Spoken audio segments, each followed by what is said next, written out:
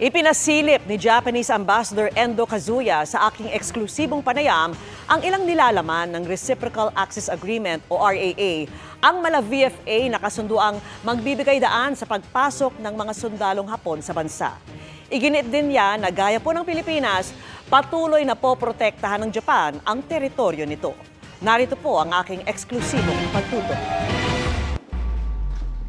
Nitong Lunes lang nang pirmahan ng Pilipinas at Japan ang Reciprocal Access Agreement o RAA. Ito yung kasunduang magbibigay daan sa pagpasok ng mga sundalong Hapon sa Pilipinas na halos katulad sa VFA ng Pilipinas at Amerika. Pinaplansya pa ang kabuang detalye ng kasunduang ito, pero sa aking eksklusibong panayam kay Japanese Ambassador to the Philippines, Endo, nagbigay siya ng pasilip sa ilang nilalaman ng kasunduan.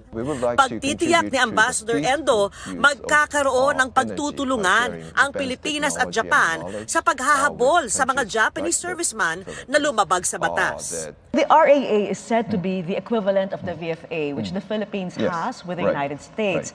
But one of the more controversial provisions of the VFA is the matter of custody of foreign soldiers who commit wrongdoing. Now, I'd like to know, how does the RAA treat cases like these? Under RAA, the authorities of Japan and the Philippines shall assist each other in the arrest of members of the forces, visiting forces, in the receiving states, and in handing them over to the authority, which is to exercise jurisdiction. Also, both countries shall assist each other in the carrying out of all necessary procedures, investigations into offenses allegedly committed by a member of the visiting force.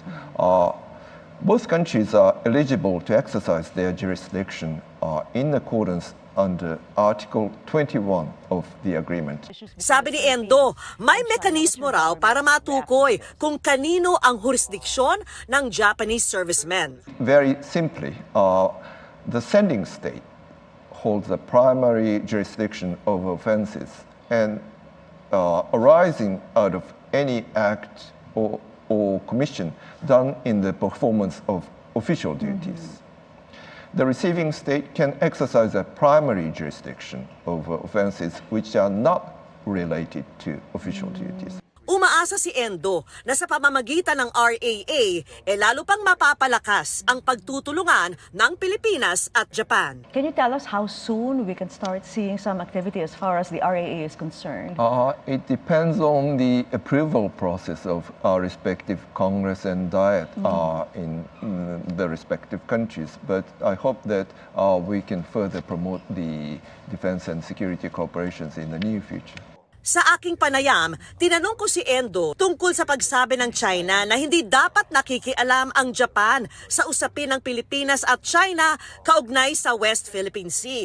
Yan ay matapos kundinahin ng Japan ang agresibong aksyon ng China Coast Guard sa Philippine Navy kung saan isang sundalong Pilipino ang naputulan ng daliri. China issued a statement saying that Japan has no right to meddle in maritime issues between the Philippines and China. What's your government's reaction to this? Japan believes that the issue concerning the South China Sea is directly related to the peace and stability in the region and is a legitimate concern to all the parties of the international community. And thus, Japan opposes any unilateral attempts to change the status quo by force or by coercive actions, as well as any actions that will increase the tensions in the region.